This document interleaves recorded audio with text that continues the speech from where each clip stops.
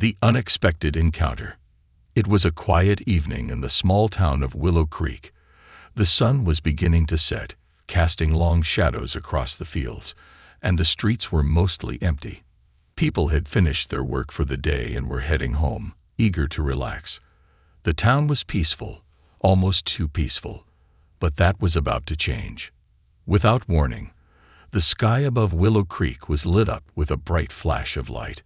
It was so sudden and so intense that it seemed to burn the very air around it.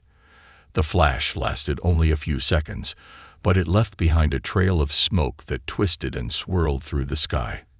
People stopped in their tracks, looking up, their eyes wide in disbelief. Some thought it was a meteor, a piece of space rock falling to Earth. Others thought it might be a military test gone wrong. But no one expected what happened next. The flash in the sky grew larger. What had once been a distant streak of light was now a massive object, tumbling through the atmosphere. It moved too fast, almost too fast for the human eye to follow. With a loud, earth-shaking crash, the object hit the ground just outside the town. The shockwave rattled windows, and the ground trembled as if it had been struck by a giant hammer. The first responders were quick to arrive, but they were careful. The crash site was isolated, just outside the woods, and the object that had fallen wasn't like anything they had ever seen before. It was large, dark, and shaped like a half-dome, with strange glowing symbols etched into its surface. The surface shimmered, almost as if it were alive. It was not a meteor, not by any means, and it wasn't from Earth. Within minutes, the military had cordoned off the area. Helicopters buzzed overhead, and soldiers in full gear moved in, scanning the area with weapons raised. The government was alerted, and word began to spread.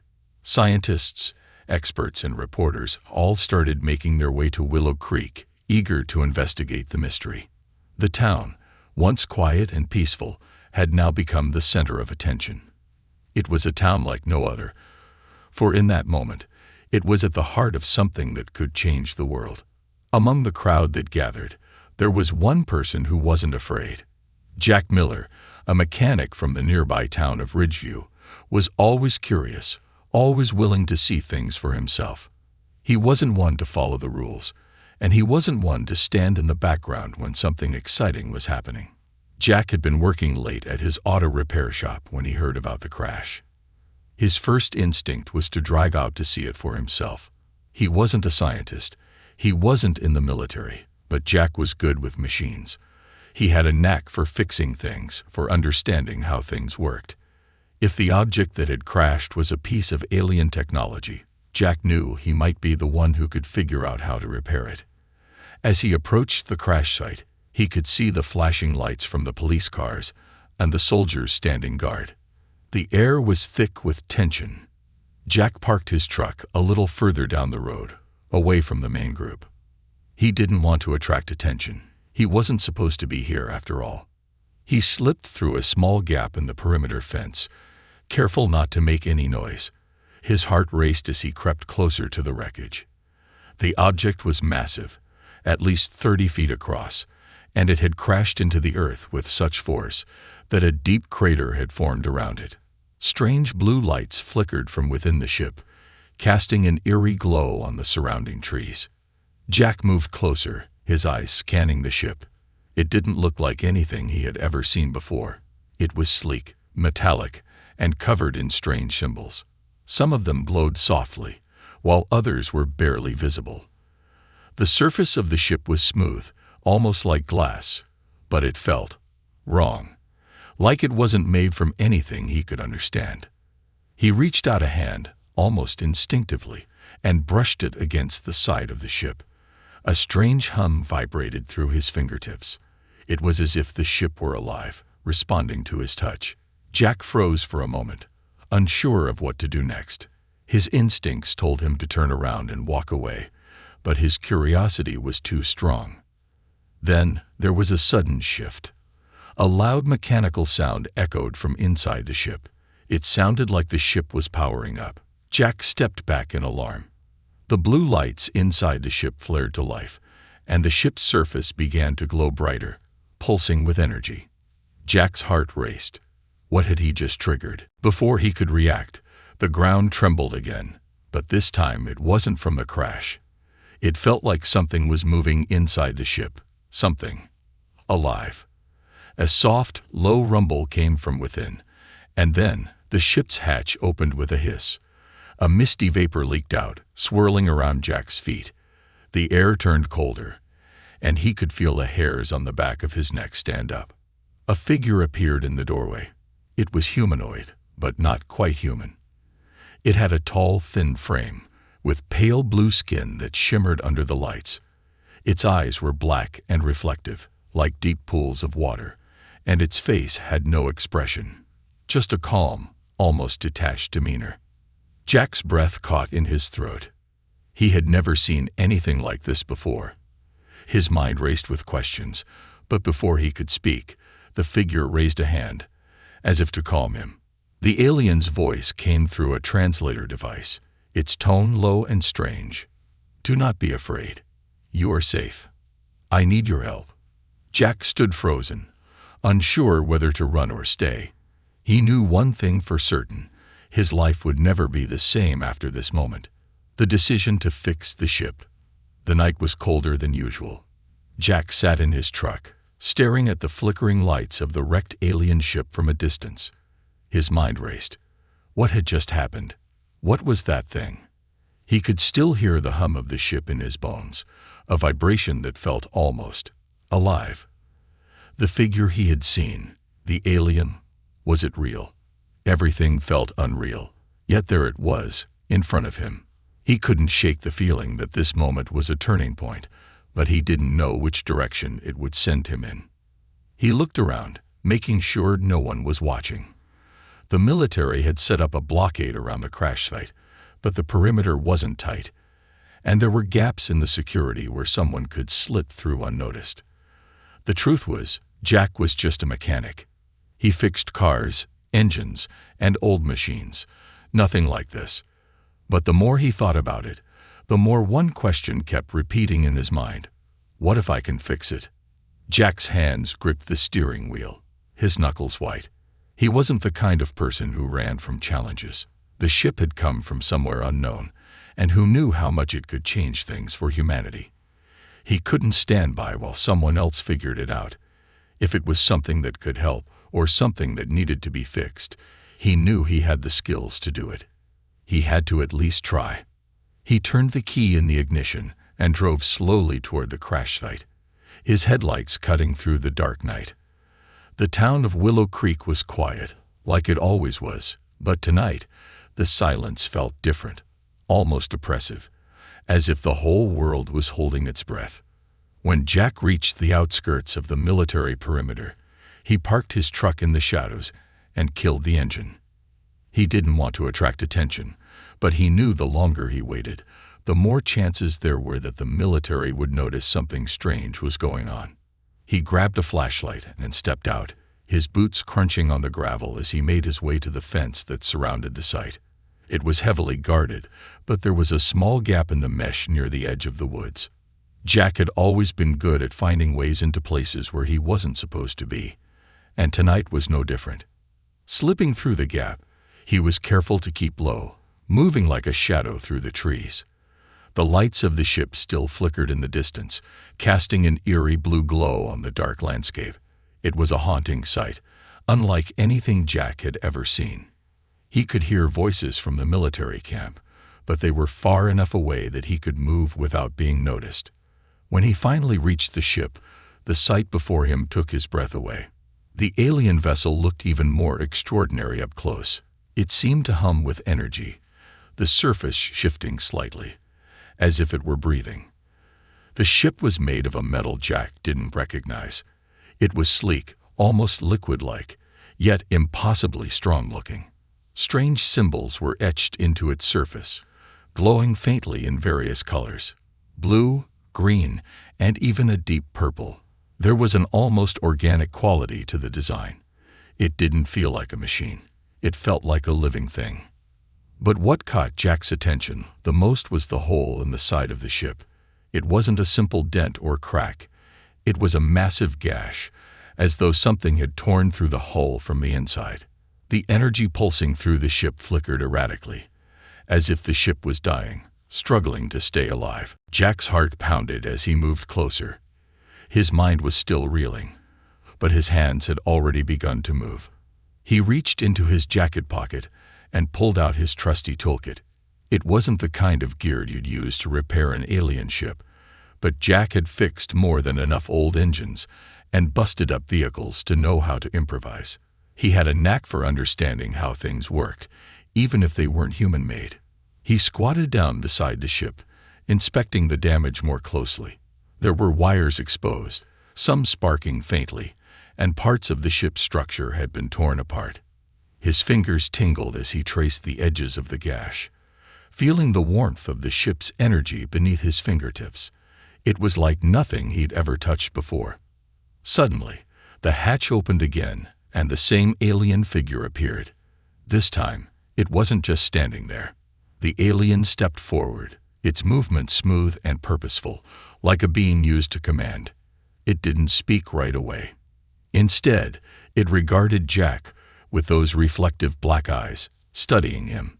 The tension in the air thickened, and Jack's throat went dry. But he didn't back away. If anything, he was more determined now than ever. The alien's voice came through the translator device again. But this time, it was clearer, more urgent. "You have the skill to fix it," the alien said, its tone calm, but laden with an underlying sense of desperation. "The damage is great, but you must try. It is the only way." Jack stared at the alien, his mind racing. Try. What did that even mean? But something about the alien's words made him feel like this wasn't just about fixing a ship. It was something bigger, something much bigger than a simple repair. The alien continued, its voice softer now, as if it was trying to convey the seriousness of the situation. "This ship carries a message. It was meant for Earth, but it was attacked. You must help me. There is no time." Jack's pulse quickened. The ship was more than just an object. It was a vessel carrying something important, something that could change everything. And it was up to him to fix it. The idea of it terrified him. But the more he thought about it, the more he realized there was no other choice. Without thinking, Jack nodded, his decision made. "I'll help," he said, his voice steady despite the whirlwind of thoughts in his head. "But I don't know if I can fix it. I've never seen anything like this before." The alien seemed to understand, its expression unreadable, but there was a flicker of what might have been gratitude in its eyes. "Do not worry," the alien replied. "You have the ability. You will find a way." Jack glanced back at the ship, the lights still pulsing weakly. He knew this was his chance to be part of something that no one else would ever experience. It wasn't just about fixing a broken machine anymore. It was about saving the future. With a deep breath, Jack turned back to the ship. His hand shook, but his resolve was firm. He was going to do this. And so Jack began to work. The alien presence. The silence was overwhelming. Jack could hear his own breath, shallow and quick, as he stood before the alien ship. The hatch was still open, and the hum of the damaged vessel filled the air around him. He had agreed to help, but now, standing face to face with the reality of what he was dealing with, his mind raced with questions. What was this ship? What did the alien want from him? And more importantly, what had he just gotten himself into? The alien remained still, watching Jack with those black, reflective eyes. It seemed unbothered by Jack's hesitation, almost as if it knew he was going to agree from the start. The air between them crackled with tension, the weight of unspoken understanding hanging heavily over them both. For a moment, Jack thought he might turn and run. After all, he was just a mechanic. He wasn't trained for anything like this. But deep down, something told him that running wasn't an option. The alien had already said he was the only one who could help. There was no way he could walk away now. Not after what he had already seen. Not after the look of urgency in the alien's eyes. The ship had to be fixed. It had to work. And Jack Jack was the one who had to make it happen. As the alien stepped closer, Jack's heart thudded in his chest. The figure was tall, at least 6 feet, and slender, its skin an unusual shade of pale blue, almost translucent in the soft glow of the ship's lights. Its body language was calm, deliberate, but there was a hint of tension beneath the surface. The alien's face was sharp, angular, and its eyes, those vast, black eyes, were completely unblinking, observing Jack as though it had studied him for years. Jack took a step back, unsure of how to approach this situation. His hands felt clammy as he gripped his toolkit tighter. The alien raised a hand slowly, almost in a gesture of peace. Its voice, when it spoke again, was smooth, its translator device almost too clear, but still strange in its cadence. "I am Carol," it said, its voice deep but without warmth. "And I am not alone. My people have watched your planet for many cycles. But this event was unexpected. I need your help. You are the only one who can repair the ship." Jack swallowed hard. "I'm Jack," he replied, his voice rough. "I'm just a mechanic. I don't know how to fix this." He waved a hand vaguely at the glowing vessel, his uncertainty spilling out. This is beyond anything I've ever seen." The alien, Carol, Jack reminded himself, gave a slight nod. Its expression was unreadable, yet there was a glimmer of understanding in its dark eyes. "I understand," Carol replied, "but you have something that none of the others have, an ability to fix. You understand machines in ways that others do not." The alien paused for a moment, as if considering its next words carefully. "This ship, it is not like what you know. Its systems are not of your world. But you, Jack, you have already touched it. You have felt its pulse." Jack wasn't sure what the alien meant by that, but he had felt something strange when his fingers had brushed the surface of the ship. An energy, a connection. It was almost like the ship was alive. But how could that be possible? "Why me?" Jack asked, the question slipping out before he could stop himself. "I'm just a guy with a wrench. Why not ask someone else? Someone who knows more about, I don't know, space stuff." Carol's eyes flickered, and Jack thought he saw a hint of sadness.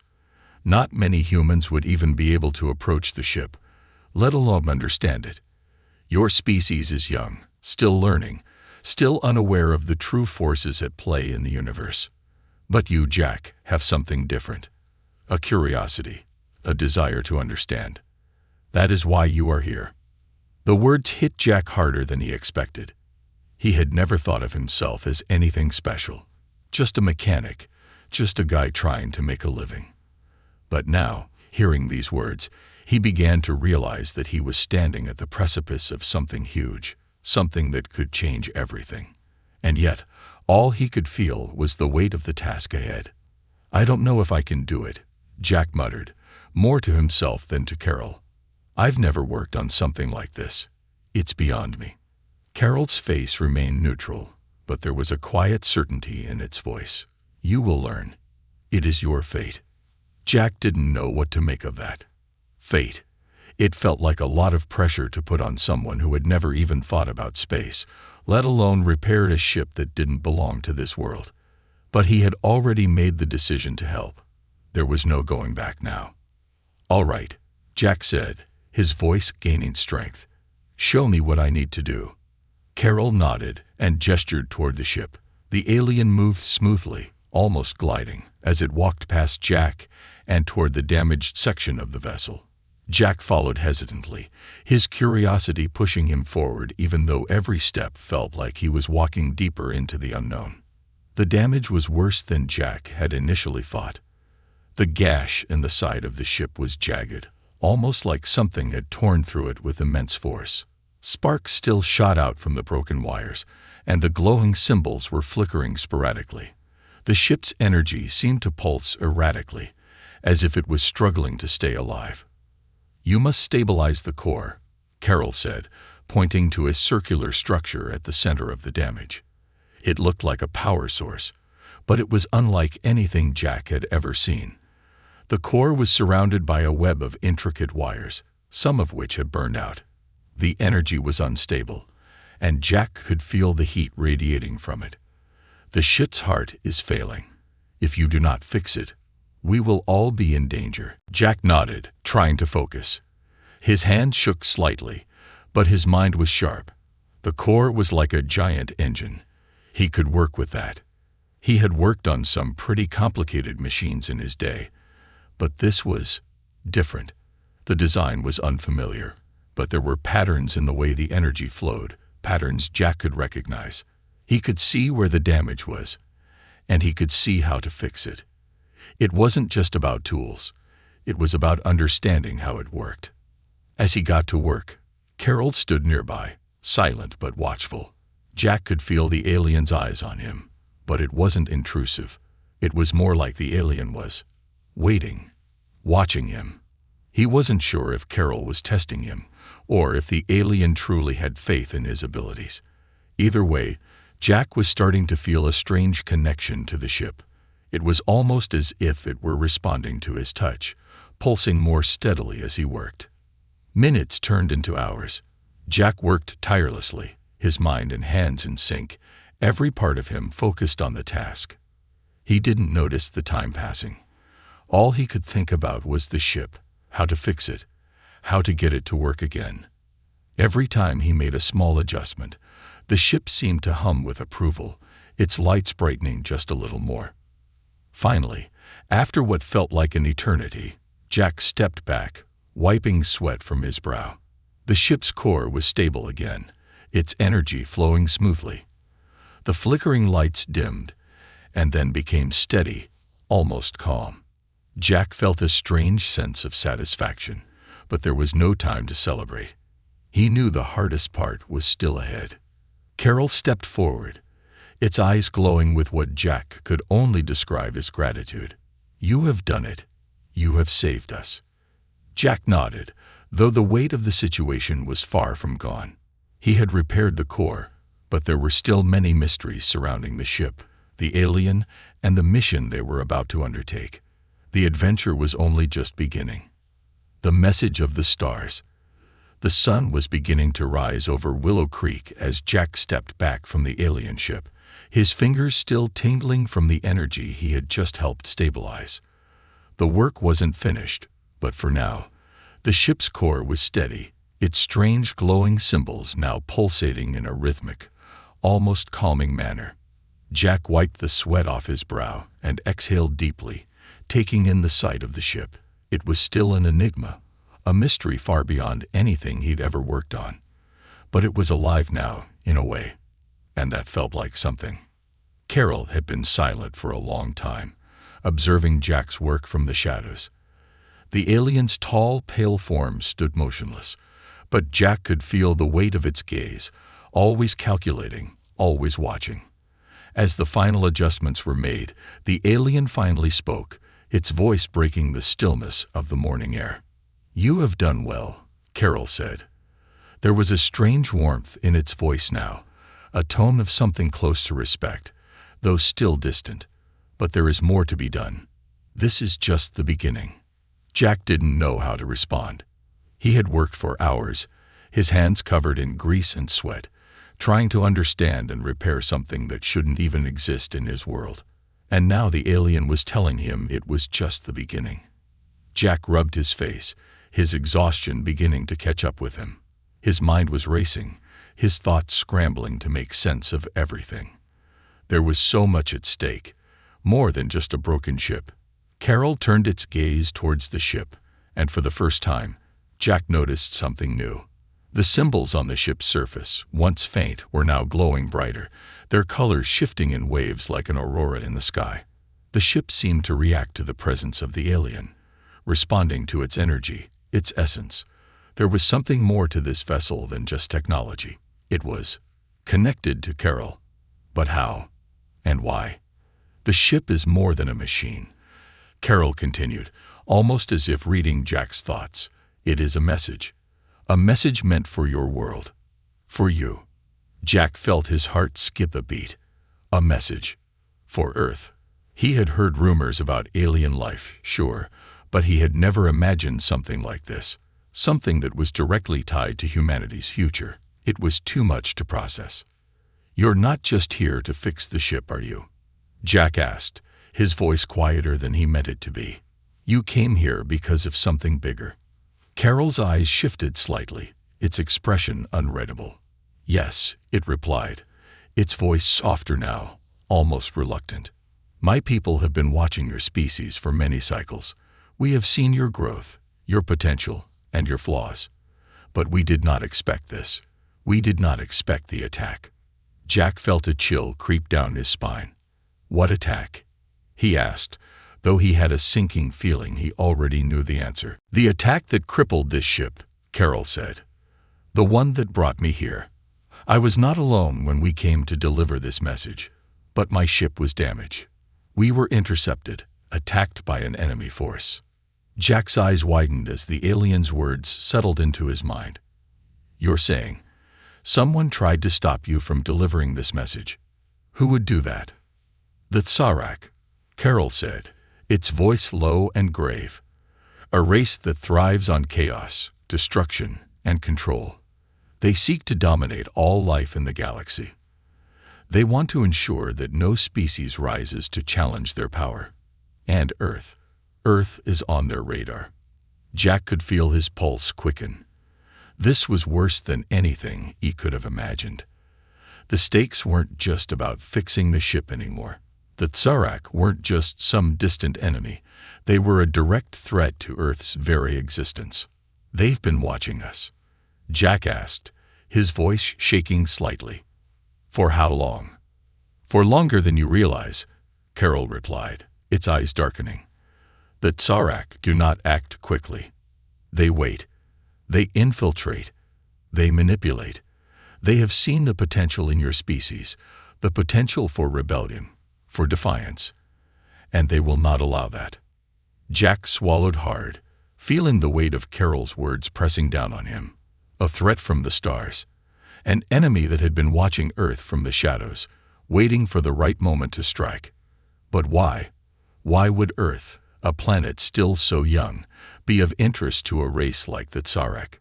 Carol seemed to sense his confusion. "Your planet is full of chaos," it said. "But that is why the Tsarak fear you. You are unpredictable. You do not bend to their will. But there is more. Your species is on the brink of something, a breakthrough that could change the entire galaxy. The Tsarak know this, and they fear it." Jack blinked, trying to wrap his head around it all. A breakthrough. What kind of breakthrough? "The kind that could make humanity a force to be reckoned with," Carol replied, its voice thick with meaning. "A technology, a discovery that could rival the Tsarak's own power. But the Tsarak cannot allow that to happen. They will stop at nothing to prevent it." Jack didn't know what to say.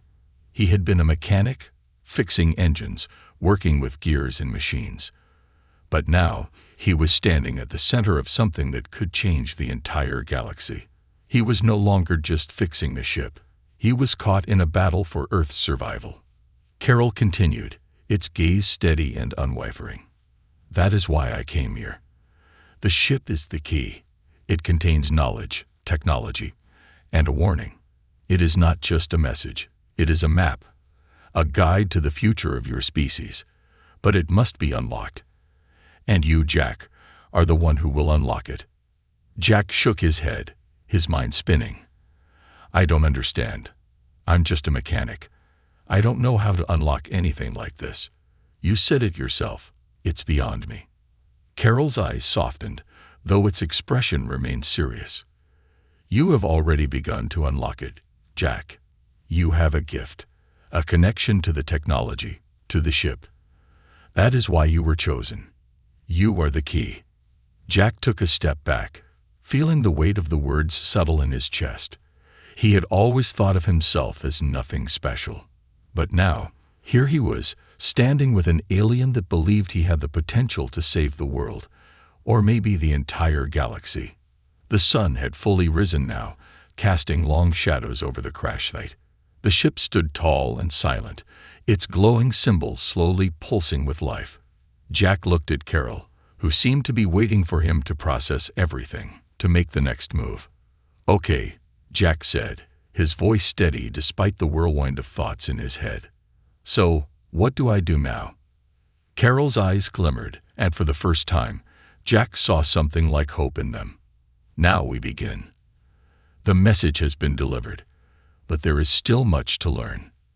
The Tsarak will come, and when they do, we must be ready." Jack nodded, his resolve hardening.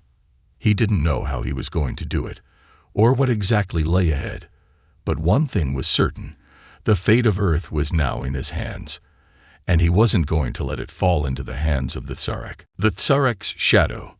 The days that followed Jack's encounter with Carol felt like they stretched on forever. It wasn't just the endless hours spent working on the alien ship, fixing and deciphering its technology, though that alone had been overwhelming, but the weight of the knowledge Carol had given him. Earth wasn't just at risk. Humanity wasn't just on the brink of something new. No, it was a far deeper and more terrifying truth. A shadow from the stars was hanging over them, and Jack was the one who held the key to unlocking the future. Carol had remained mostly silent after the revelations, leaving Jack to process everything. The alien's presence was always near, like a silent guardian, watching, waiting. Jack couldn't help but feel the weight of Carol's gaze, but there was no comfort in the alien's quiet demeanor. Instead, it only made Jack more aware of how deep the stakes really were. The Tsarak were real, and they were coming. Jack had no idea when, no idea how, but Carol had been clear that Tsarak would stop at nothing to wipe out any threat to their power, and humanity, whether it knew it or not, was a threat. But Jack didn't have time to dwell on those thoughts. The repairs on the ship were still far from complete. There were pieces of technology he didn't even know how to begin understanding, let alone fixing. The ship itself was a labyrinth of strange materials, glowing panels, and intricate mechanisms that made his head spin. It was unlike anything he had ever worked on. He could fix a broken engine, replace a part, or rebuild an entire transmission. But this was beyond his skills. He was getting better at it, though. The more he worked on the ship, the more familiar its alien design became. The pulsating symbols on the ship's surface started to make a kind of sense to him, like they were communicating with him on some deeper level. But that wasn't enough. Not nearly enough. He needed answers, answers that Carol seemed reluctant to give. One afternoon, as Jack was hunched over the console, trying to rewire a complicated system of circuits, Carol stepped forward, breaking the silence that had settled between them. The alien's pale blue skin seemed to shimmer under the ship's glow, but its face remained unreadable. "There is something I have not told you," Carol said, its voice low and calm. "The Tsarak are not just a threat to your world. They are a threat to all life in the galaxy." Jack paused, his hand stilling as the weight of Carol's words hit him like a freight train. He glanced up, locking eyes with the alien. The sense of urgency in Carol's voice was unlike anything he had heard before. "They are not just invaders," Carol continued. "They are destroyers. They thrive on chaos, on war, on the subjugation of weaker species. They will not stop until they have wiped out every form of life that they consider a challenge." Jack's mind raced, trying to wrap around the enormity of the situation. "But why Earth?" he asked, his voice coming out hoarse. "We're just starting out. We're not even advanced compared to the rest of the galaxy, are we?" Carol's eyes narrowed slightly, and there was a brief flicker of something. Maybe regret, maybe fear, before the alien answered. "You underestimate your own species. Earth is young, yes, but there is a fire in your people, something the Tsarak do not understand. They fear that, and that fear drives them to destroy." Jack stood up slowly, wiping his hands on his pants. "So, what's this ship about then? You said it's a message. What kind of message?" The alien took a deep breath, as though it had been waiting for this moment to explain. This ship is a beacon, a signal. It was sent to your planet to guide your species. But more importantly, it carries technology that could change everything. A discovery that, if unlocked, would make humanity a force that Tsarak cannot ignore. Jack's mind spun. A discovery. What kind of discovery? The ship is not just a vessel, Carol said, almost as if the words hurt to say. It is a library. A repository of ancient knowledge. Knowledge that could advance your technology by thousands of years. It contains the secrets to harnessing energy, to creating weapons, to bending space itself. Jack felt a chill wash over him. Weapons, like weapons that could fight the Tsarak. Carol nodded, the faintest trace of hope flickering in its eyes. Yes, but it's not just weapons. The technology in this ship can advance humanity in ways that you cannot yet imagine. If you can unlock it, you could change the course of your future. A silence settled over them, thick with the weight of what Carol had just revealed. Jack's hands trembled as he absorbed the magnitude of the situation. This wasn't just about repairing a ship anymore. This was about saving humanity, or perhaps giving it a chance to survive in a galaxy full of threats. Jack had never thought of himself as someone who could change the world. But now, it seemed like the universe had other plans. We've already started unlocking it, Jack muttered to himself, more out of habit than any real sense of confidence. We've been getting through the system, piece by piece. Carol regarded him for a moment before speaking again, its voice colder now, filled with an underlying urgency. That is true, but there is one thing you do not yet understand. The Tsarak are already aware of this ship. They know it exists. They have been tracking its energy signature ever since we entered your system. Jack's heart skipped a beat. You mean they're coming for us? Now. They are already here, Carol said simply. Jack's mind went blank. He had assumed that they had time, that there was a window in which he could fix the ship, unlock its secrets, and prepare for the inevitable confrontation. But now the Tsarak were already here. They were already hunting for the ship.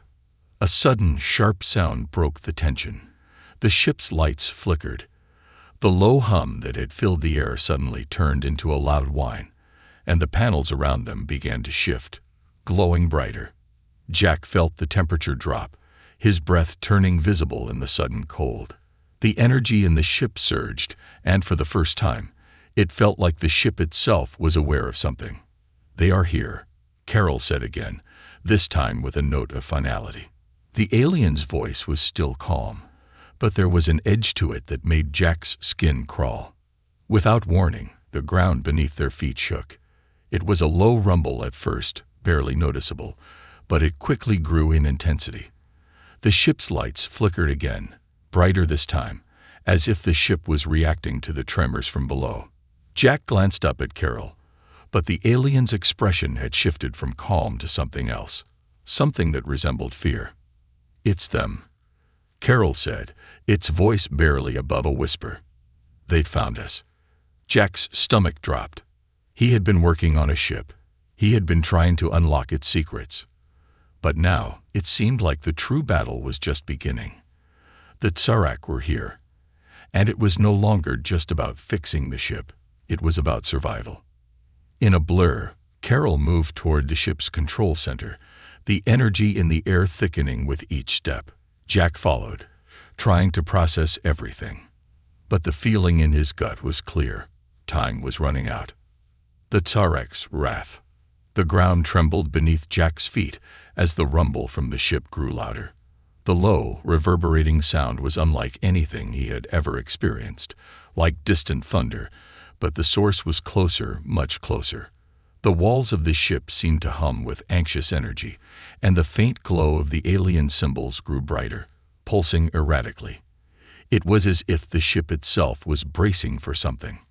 Carol moved quickly toward the control panel, its long, graceful limbs gliding effortlessly. The alien didn't waste time, its hands moving in practiced motions across the strange console. Jack followed, his mind racing with the implications of Carol's words. The Tsarak were here. They had found them.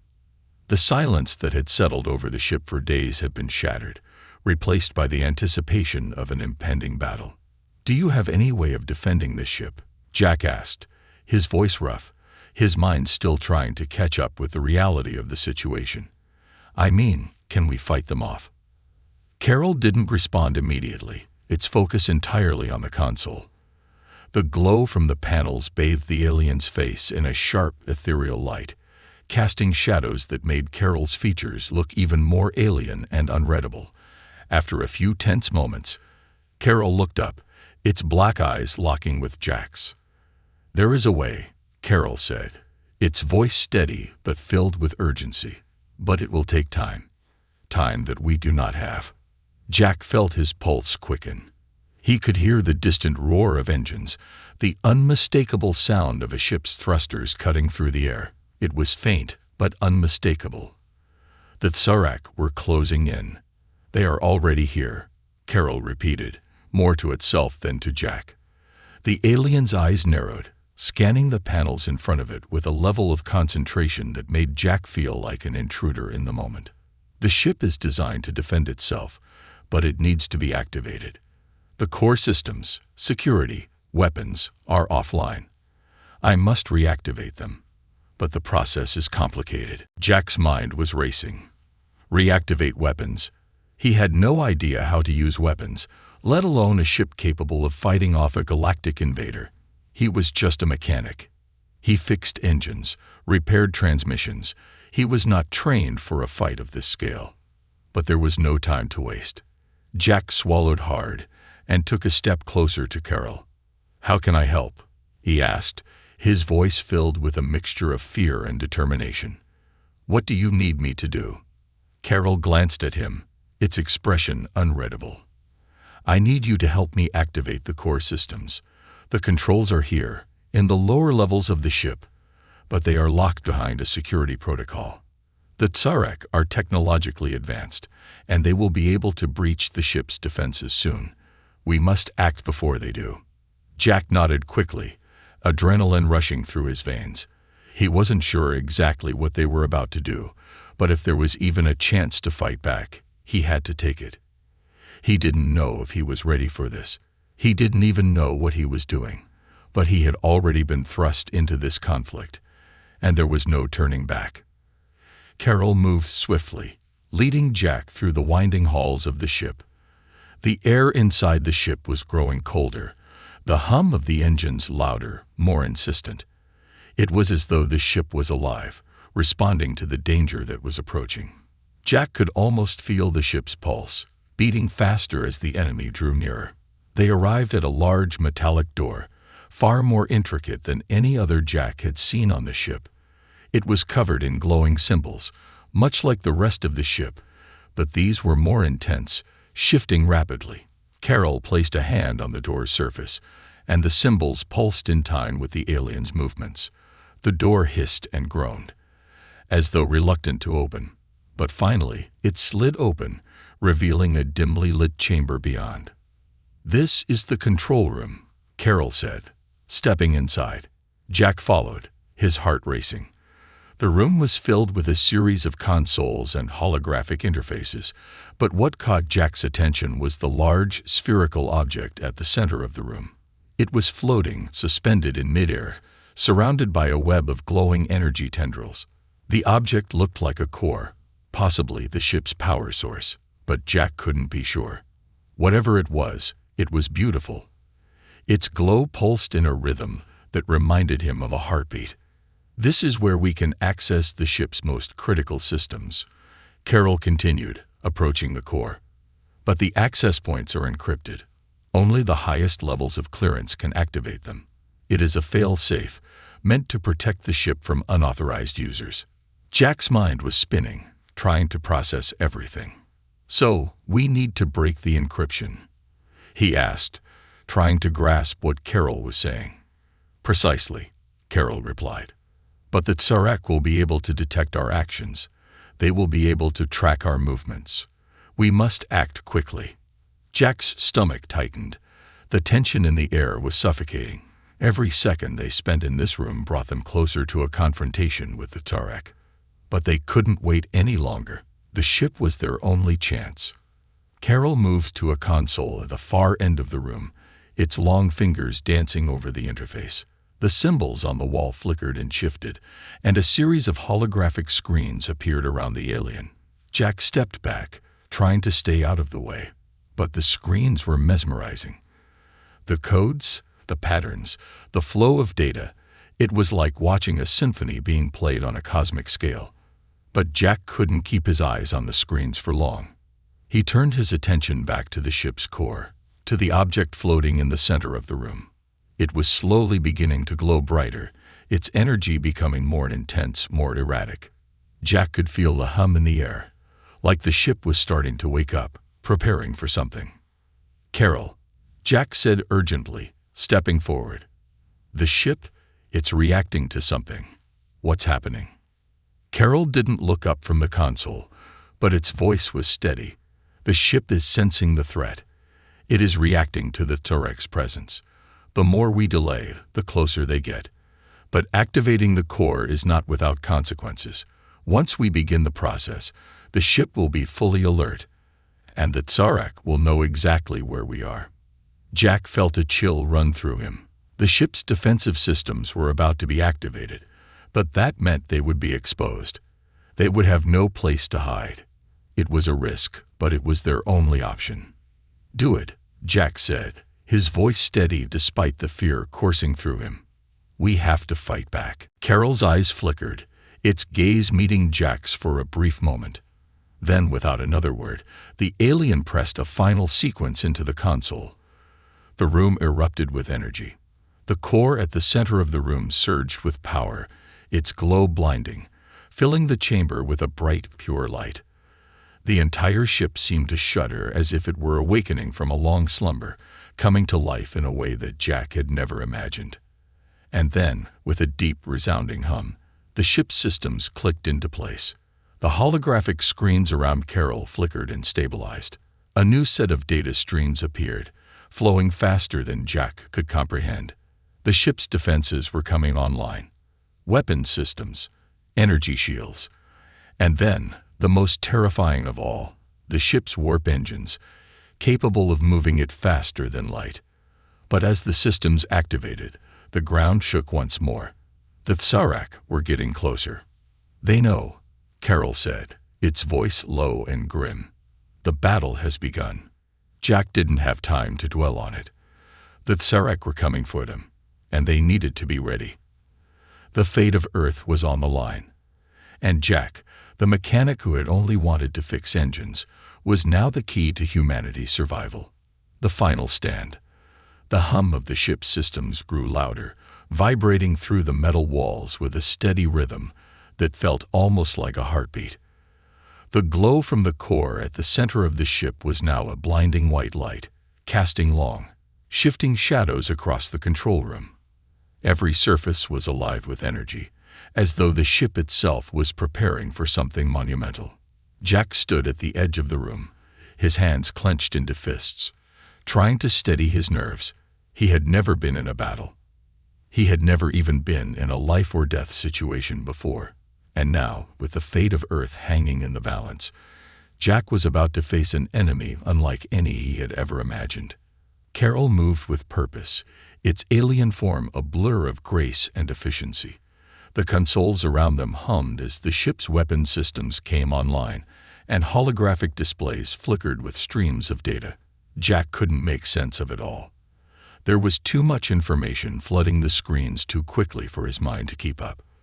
But he knew enough to understand that they were running out of time. "They are closing in," Carol said, its voice low but filled with urgency. "We must prepare for combat. The Tsarak will not hesitate. They will not give us a chance to reason." Jack nodded, swallowing hard. "What do we do?" Carol's dark eyes flickered with a strange intensity. "We fight. The ship is now fully activated. Its weapon systems are ready, but they require a pilot. I cannot operate them alone. You must join me. Together, we will stand a chance." A pilot. Jack wasn't sure what Carol meant, but the thought of sitting in a cockpit, Controlling a ship's weapon systems was a terrifying one. He had never been trained for anything like that. He had spent his life working with engines, fixing things. He had never been a fighter. "You want me to fly this thing?" Jack asked, his voice tight. "I don't know how." "You do not need to know how," Carol replied, its voice strangely reassuring. "The ship will guide you. You have already shown a connection to its technology. You are the one it has chosen." The words hit Jack like a punch to the gut. "The ship has chosen me," he thought, feeling the surge of responsibility wash over him. He had never imagined that he would play such a role. He had thought of himself as nothing more than a mechanic, someone who fixed things. Now he was supposed to save the world. Carol stepped aside, gesturing toward a hatch on the far side of the control room. "This way. We must move quickly." Jack's legs felt like they were made of lead as he followed Carol down the narrow corridor. His thoughts were racing. What if he failed? What if he wasn't good enough? He had no idea how to operate the ship's weapons, but there was no time for second-guessing. The Tsarak were coming, and they weren't going to wait for Jack to figure things out. They arrived at a sleek, dark door, and Carol stepped forward, activating a series of symbols on the panel next to it. The door slid open with a soft hiss, revealing a cockpit that was unlike anything Jack had ever seen. It was a small, curved room, with walls lined with glowing panels and holographic interfaces. In the center, there was a large seat that looked almost like a throne, but with strange, intricate adjustments built into it. A control yoke hovered in front of the seat, surrounded by floating panels and readouts. It was a system that seemed alive, as though it were responding to Jack's presence. "This is it," Carol said, its voice oddly calm despite the urgency of the situation. "Sit. The ship will link with you." Jack hesitated. He had never been one for fancy technology. He preferred machines he could touch, things he could understand. But this was beyond anything he had ever imagined. With a deep breath, Jack climbed into the seat. As soon as he sat down, the ship seemed to respond, its lights flaring to life. The controls around him shifted, moving as if they had a mind of their own, adjusting to fit his body. The yoke floated in front of him, and the ship's systems began to hum with energy. "Just relax," Carol instructed, its voice soothing. "The ship will guide you. Trust it." Jack closed his eyes for a moment, trying to steady his breathing. His hands hovered over the controls, and as if by instinct, his fingers curled around the yoke. A jolt of energy shot through him, and suddenly it was like the ship and his body were one. He could feel its every movement, every shift of energy in the air. It was as though the ship had become an extension of himself. "Do you feel it?" Carol asked. Jack opened his eyes. The controls glowed beneath his hands, as if responding to his every thought. "Yeah," he whispered, awestruck. "It's like I'm connected to it."